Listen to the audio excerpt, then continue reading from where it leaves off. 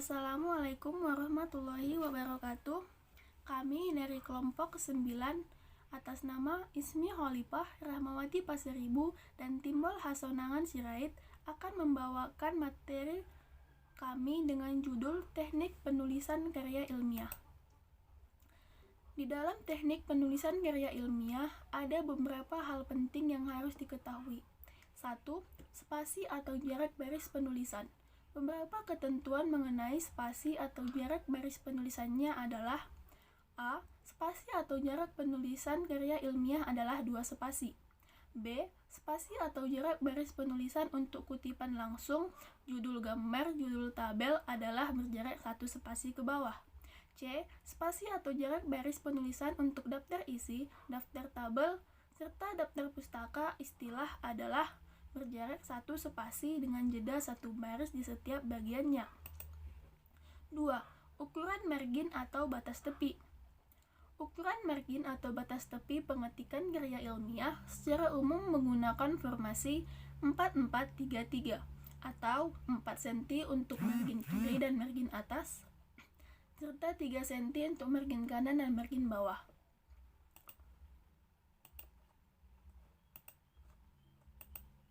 Selanjutnya 3. Penomoran halaman. Hal-hal yang perlu diperhatikan dalam penulisan karya ilmiah adalah terkait dengan ketentuan penomoran halaman dan tata letaknya. 4. Bahasa dan penggunaan istilah. Bahasa yang digunakan dalam penulisan karya ilmiah adalah bahasa Indonesia yang sesuai dengan ejaan Bahasa Indonesia Pengacu dan Permendikbud Nomor 50 Tahun 2015 tentang Pedoman Umum Ejaan Bahasa Indonesia. 5. Bentuk kalimat. Kalimat dalam penulisan karya ilmiah hendaknya disajikan dalam bentuk pasif, dalam artian kalimat dalam karya ilmiah tidak boleh disajikan dalam perspektif orang pertama seperti saya, aku, dan lain-lain.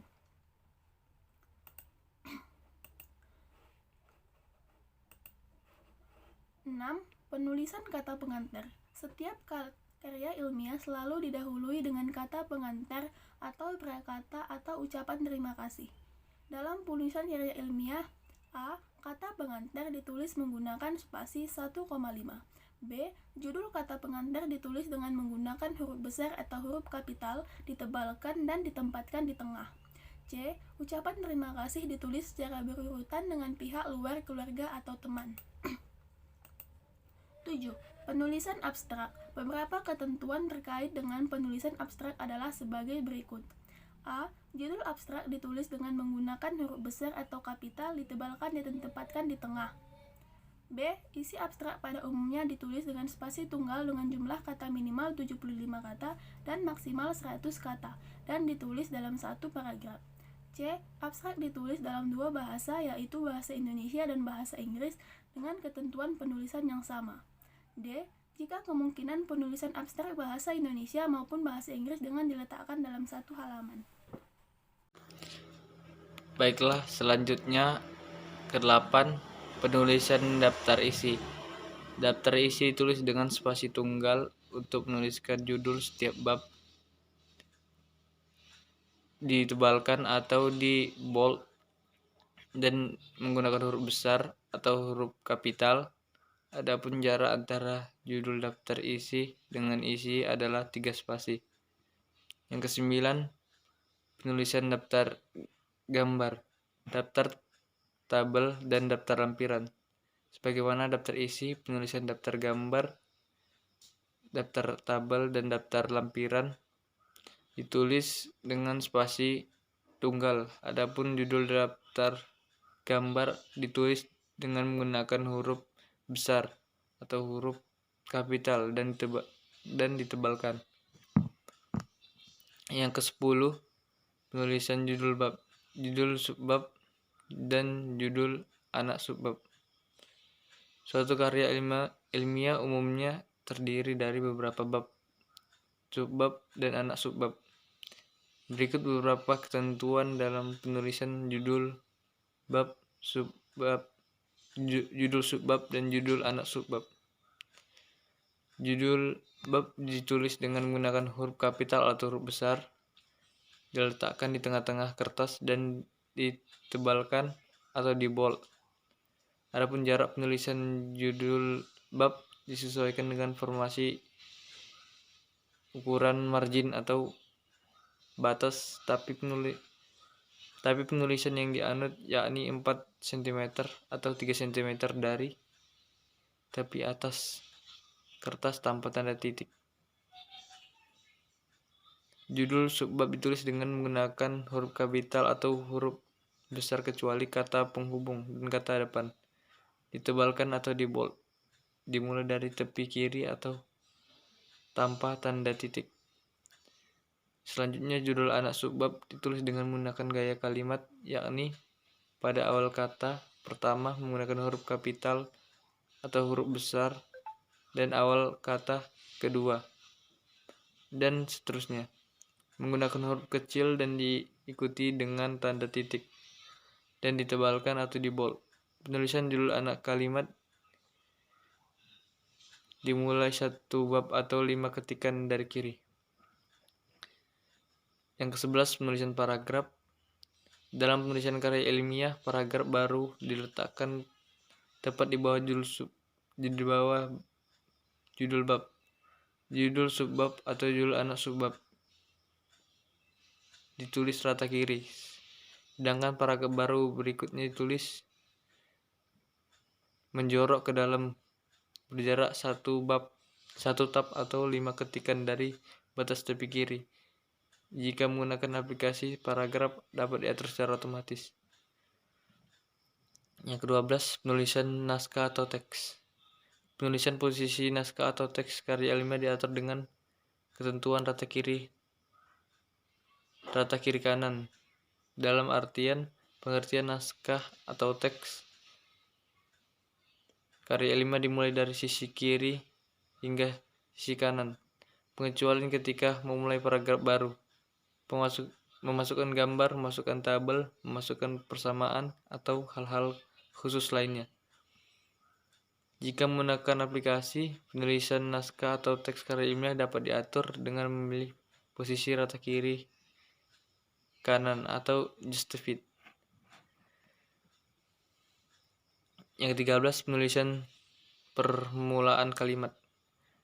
Dalam penulisan karya ilmiah, penulisan kalimat ditulis dengan menggunakan huruf besar atau huruf kapital pada awal kata dan akhir dengan tanda titik. Jika permulaan kalimat mengandung bilangan atau rumus lainnya, maka bilangan tersebut harus ditulis dengan menggunakan huruf. Misalnya 50 buku. 14. Penulisan bilangan. Ketentuan lain dalam penulisan karya ilmiah adalah terkait dengan penulisan bilangan. Ketentuan tersebut adalah bilangan dalam karya ilmiah ditulis dengan angka kecuali jika bilangan tersebut terdapat pada awal kalimat, maka bilangan ditulis dengan huruf. Penulisan bilangan desimal merujuk pada ketentuan bahasa Indonesia, yakni ditulis dengan koma dan bukan dengan titik. Sementara itu, penulisan satu dinyatakan dengan singkatan resmi tanpa disertai dengan tanda titik di belakangnya. 15. Penulisan nama, gambar, dan nama tabel. Penggunaan gambar, grafik, bagian, dan lain-lain, dan tabel dapat dalam penulisan karya ilmiah bertujuan untuk menampilkan data dari informasi tertentu. Setiap gambar dari kabel yang disajikan dalam karya ilmiah harus diberi nomor dan judul. Sistem penomoran gambar sama dengan sistem penomoran tabel, yakni dengan menggunakan angka Arab. Judul gambar dan judul tabel ditulis dengan menggunakan tanda baca titik dan tidak ditebalkan. Umumnya judul gambar dan judul tabel ditulis dengan sebagaimana gambar dan tabel. Perbedaannya adalah judul gambar ditempatkan di bawah gambar, sedangkan judul tabel ditempatkan di atas tabel. Baiklah, selanjutnya manfaat mempelajari teknik penulisan karya ilmiah. Pertama, kita dapat mengetahui dan memahami pengertian dari karya ilmiah.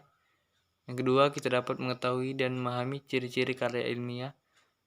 Yang ketiga, kita dapat mengetahui dan memahami teknik penulisan karya ilmiah dan menerapkannya dalam penyusunan karya ilmiah. Selanjutnya, kesimpulan. Karya ilmiah adalah hasil pemikiran ilmiah seorang ilmuwan yang berupa hasil pengembangan yang ingin mengembangkan ilmu pengetahuan, teknologi, dan seni yang diperoleh melalui kepustakaan, kumpulan pengalaman, penelitian, dan pengetahuan orang lain sebelum karya ilmiah ini memiliki banyak jenis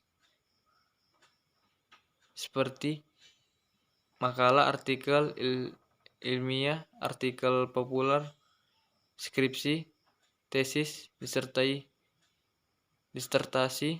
paper, dan sebagainya. Hal tersebut tujuan sebagai informasi kepada khalayak umum dan mengatasi satu permasalahan. Alasan utama mengapa karya ilmiah ditulis secara runtun dan sistematis ialah agar permasalahan yang diangkat dapat terlihat dan permasalahan dan pembahasan serta perbedaan makalah dapat mudah dipahami. Selain itu, keruntutan dan sistematisan ini bertujuan untuk memberikan pemikiran atas suatu masalah dan bagaimana pemecahannya. Jadi kalau tidak runtun dan sistematis, maka yang diangkat dalam karya ilmiah tidak dapat dipahami pembacanya. Terima kasih. Assalamualaikum warahmatullahi wabarakatuh.